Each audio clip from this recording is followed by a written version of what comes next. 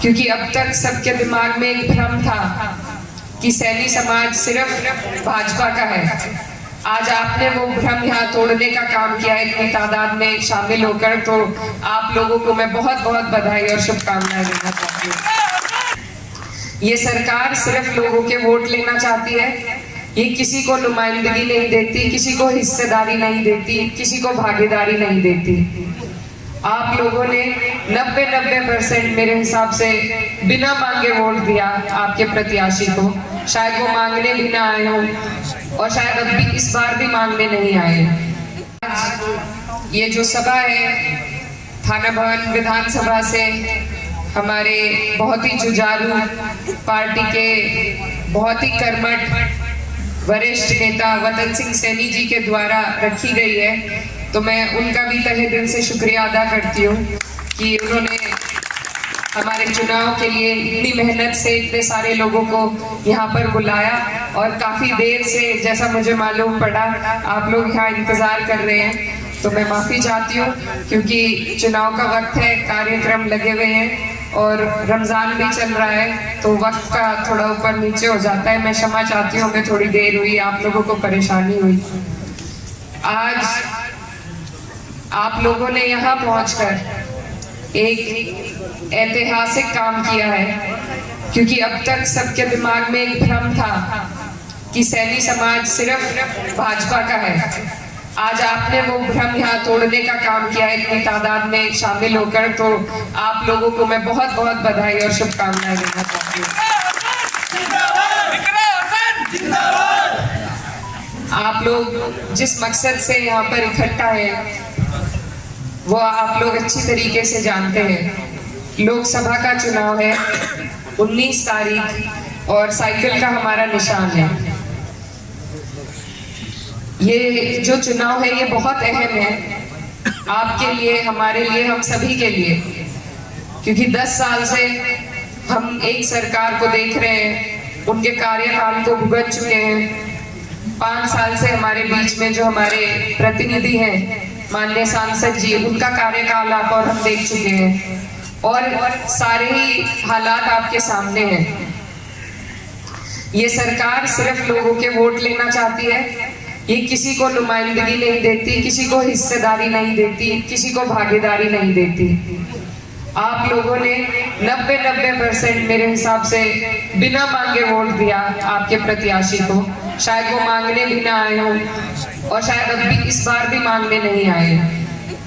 तो सबसे पहले तो मैं आपसे ये कहना चाहती हूँ कि आपका वोट बहुत कीमती है और इस कीमती अनमोल चीज को बिना मांगे आप किसी को ना दें, क्योंकि जिस आदमी को आपके वोट की कदर ना हो वो आपके लिए कुछ नहीं कर पाएगा। जिसे आपके वोट की ललक इतनी ना हो कि वो आप तक पहुंच सके, तो उससे आगे के लिए आप कुछ उम्मीद नहीं रख सकते। और ये उनकी गलती नहीं है, ये हमारी और आपकी गलती है कि हमने बिना मांगे ही इतनी अनमोल चीज उन्हें दी। इसीलिए आज आप और हम बेहाल हैं। तो सबसे पहली गुजारिश तो यही है कि आप अपने वोट की कदर को जानें, उसकी अहमियत को समझें।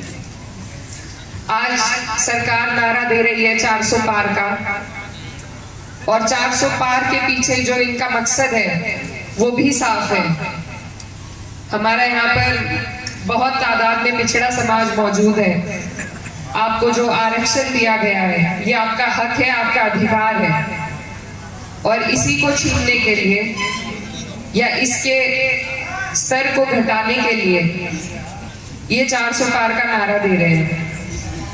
क्योंकि संविधान के साथ छेड़छाड़ तभी हो सकती है जब 2/3 की मेजॉरिटी पार्लियामेंट में हो। तो ये बहुत गंभीर विषय है और ये मैं नहीं कह रही, ये इन्हीं के नेता कह रहे हैं। इन्हीं के कई नेताओं ने कहा है, नाम नहीं लूंगी मैं, कि ये लोग संविधान के साथ छेड़छाड़ करना चाह रहे हैं, संविधान को बदलना चाह रहे हैं। और जिस दिन ये हो गया उस दिन आप और हम अपने ही मुल्क में सम्मान से जीने लायक नहीं रहेंगे। तो इसके लिए हमें जरूरी है हम सरकार की मंशा को समझें, सरकार से सवाल करें कि वो हमारे लिए क्या सोचते हैं, क्या करने वाले हैं। सिर्फ अंधे होकर एक चेहरे पर वोट देने से हमारी किसी भी समाज की तरक्की नहीं होगी। तो ये बात आप लोगों के समझने की है। आप लोग सब बुद्धिजीवी लोग यहाँ पर बैठे हैं। मैं आपसे सिर्फ इतना अनुरोध करना चाहती हूँ कि आप लोग अपनी मजबूती को समझें, अपनी तादाद की मजबूती को समझें और उस हिसाब से अपनी भागीदारी मांगें। हमारी जो पार्टी है समाजवादी पार्टी, और हमारे माननीय राष्ट्रीय अध्यक्ष जी, उन्होंने एक नारा दिया है पीडीए का, जिसमें पिछड़ा, दलित, अल्पसंख्यक, आदिवासी और पीड़ित अगड़ा भी शामिल है। तो जितने भी लोग पीड़ित हैं, परेशान हैं इस सरकार से, इस सरकार की बेरुखी से जितने भी लोग परेशान हैं, उनके लिए ये नारा दिया गया है। और जैसा वतन सिंह सैनी जी बता रहे थे कि अब तक 5 टिकट उन्होंने सैनी समाज को देने का काम किया है और भी देंगे। वो बाएं खोले खड़े हैं आपके लिए। आपको सिर्फ पहचानने की जरूरत है कि आपकी कदर कहाँ पे है। अगर आप लोग, जैसे भाजपा कहती है, अगर आप लोग भाजपा का साथ छोड़ दें तो मैं नहीं मानती भाजपा एक भी सीट उत्तर प्रदेश में जीत सकती है। ये आप ही की देन है। तो आपसे मेरा अनुरोध है कि आप अपनी ताकत को समझें, उसे पहचानें और ऐसी जगह पर अपनी हिस्सेदारी दें जहां आपको भागीदारी मिल सके। ये मैं कभी नहीं भूलूंगी। और जब भी कभी समाज को जरूरत पड़ेगी तो मैं आपके बीच में, जैसे आज आप मेरा साथ दे रहे हैं, मेरा संरक्षण कर रहे हैं, इसी तरीके से जब भी कभी समाज को मेरी जरूरत पड़ेगी, चाहे चुनाव में परिणाम कुछ भी हो, मैं आपके बीच में आपसे आगे आपकी लड़ाई लड़ने का काम करूंगी। आज हम आपके आभारी हैं। आप हमारे लिए इतनी दूर से चलकर आए, इतना प्यार और सम्मान दिखाया, हमारे चुनाव को मजबूती देने का काम किया। और ये मजबूती आज से अभी 17-18 दिन बाकी है। तो मेरी आप सबसे गुजारिश है कि इस प्यार को आप बनाए रखें और इसको आने वाली 19 तारीख में वोटों में तब्दील करने का काम करें। ये सरकार, कुछ लोग ये भी भ्रमित करेंगे कि भाई क्या फायदा है, सरकार वो बन रही है तो सरकार को वोट दो। लेकिन सत्ता और सरकार का लाभ भी तभी होता है जब किसी की इच्छा, आपके जनप्रतिनिधि की इच्छा हो आपको लाभ पहुंचाने की। और पिछले 5 साल में आपने और हमने देखा कि यहाँ पर किसी को लाभ नहीं मिला, न किसी को लाभ पहुंचाने की आपके जनप्रतिनिधि की इच्छा रही है। हर सीट पर हमारे प्रधानमंत्री जी आकर कार्य नहीं कर सकते या मुख्यमंत्री जी आकर कार्य नहीं कर सकते। यहाँ पर आपके क्षेत्रीय जनप्रतिनिधि को ही आपके लिए आवाज उठानी पड़ेगी। और अगर वो आपके लिए आवाज ना उठाए तो आपको किसी सत्ता का लाभ नहीं मिलेगा, किसी पार्टी का लाभ नहीं मिलेगा। तो इसलिए आपसे मेरा अनुरोध है कि आप देख चुके हैं, भुगत चुके हैं इस कार्यकाल को, और दोबारा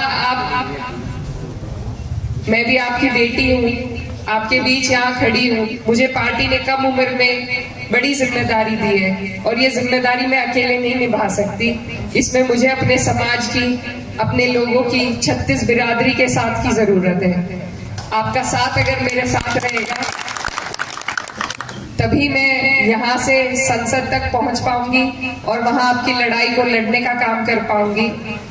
तो मेरा आप सभी से हाथ जोड़कर अनुरोध है कि हम भी आपके हैं, हमारी पार्टी भी आपकी है। एक बार आप प्रयास करिए हमें अपनाने का और हम आपको कभी दूर नहीं जाने देंगे।